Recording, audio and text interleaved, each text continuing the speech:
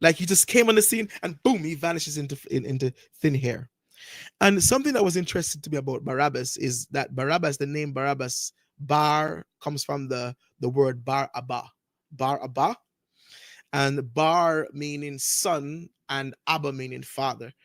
So Barabbas' name meant son of the father, which was really interesting to me, right? Because Jesus Christ is the son of God, the son of the father, the true father.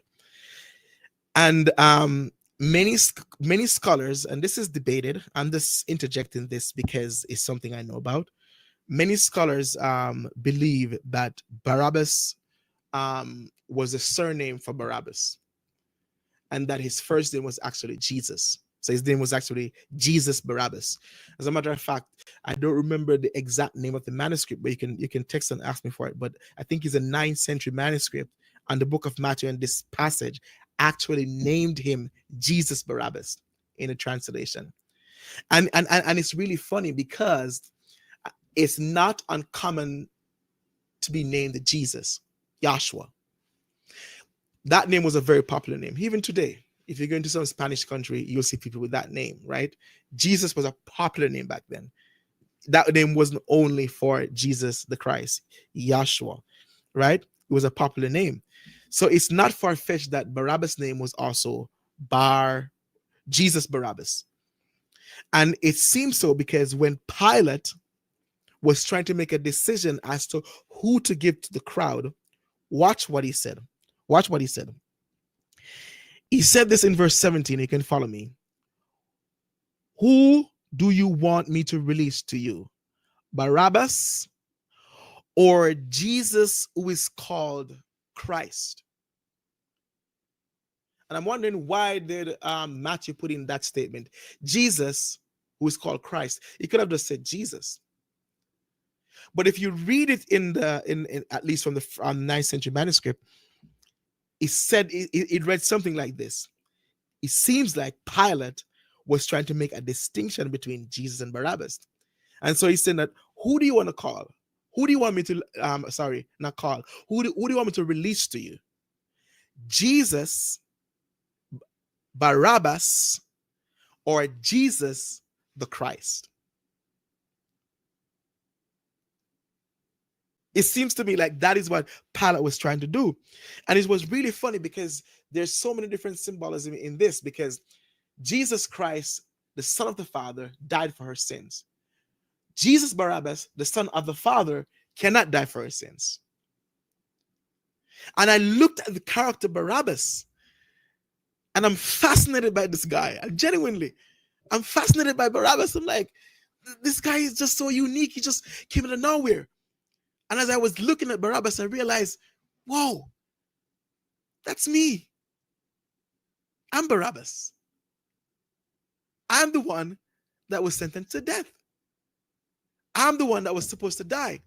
And if you understand crucifixion, if you understand Roman punishment, Barabbas was supposed to die.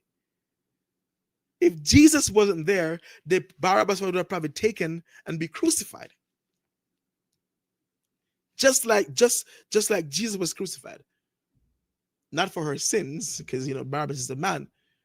But Jesus took the place of Barabbas. I'm Barabbas. You're Barabbas. No, that's probably hard for some people to take this morning. But I'm Barabbas and you're Barabbas. Jesus died for us. Watch that. We are the ones that were standing on the stage, condemned to die.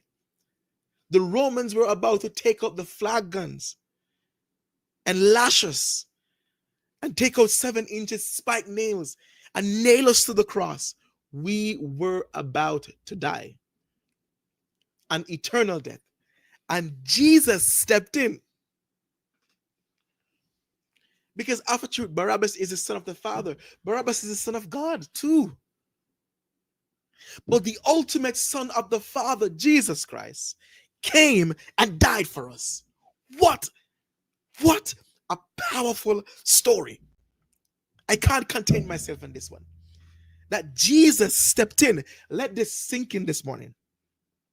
That Jesus stepped in your place and died the eternal death that you and I were supposed to die. When I survey the wondrous cross on which the King of glory died, my richest gain I count but lost. I'm preaching now.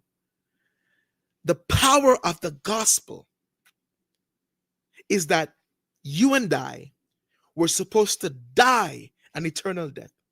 And in the midst of that, Jesus Christ stepped in and said, I will die. Kill me instead. And Barabbas walked away. Barabbas left the stage free. And I think the Bible is silent because when Barabbas left the stage, the Bible is silent as to what Barabbas did. That's why I'm saying that the guy is mysterious. He popped up and then he just left. That's it. And I think Matthew did this specifically because Matthew did this specifically because, help me, Holy Spirit. The question is, like Barabbas, you and I were set free. Like Barabbas, you and I were set free. And the mystery in the silence of Barabbas brings home a question to us. You're free. Now, what are you going to do with the freedom? And two options are there. You can leave the stage with Jesus and go and still live like Barabbas. Or you can leave the stage and go and live like Jesus through the power of the Holy Spirit. In other words, when Jesus took on Barabbas on himself, watch this, on the stage, he took on Barabbas so that Barabbas could die. And he transferred himself to Barabbas. So that if Barabbas wanted to, through the power of the Holy Spirit, Barabbas could live.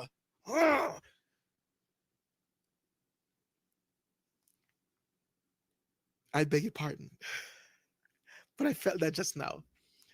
He transferred himself to Barabbas so that Barabbas, you're free, so you don't have to live like Barabbas. You can live like Jesus Christ. Oh, what an amazing power. Oh, what an amazing love. What an amazing story that Jesus Christ took on our Barabbasness, if there's such a word, took on our sin, our guilt, our nature of murder and everything, and died for us so that you and I could live. That is why he's alive. I'm celebrating. I'm going to have to move through this really far. I'm begging you 5 more minutes after just 5 more minutes because we're almost out of time. But this morning, that is why he's alive. He's alive. And now we can go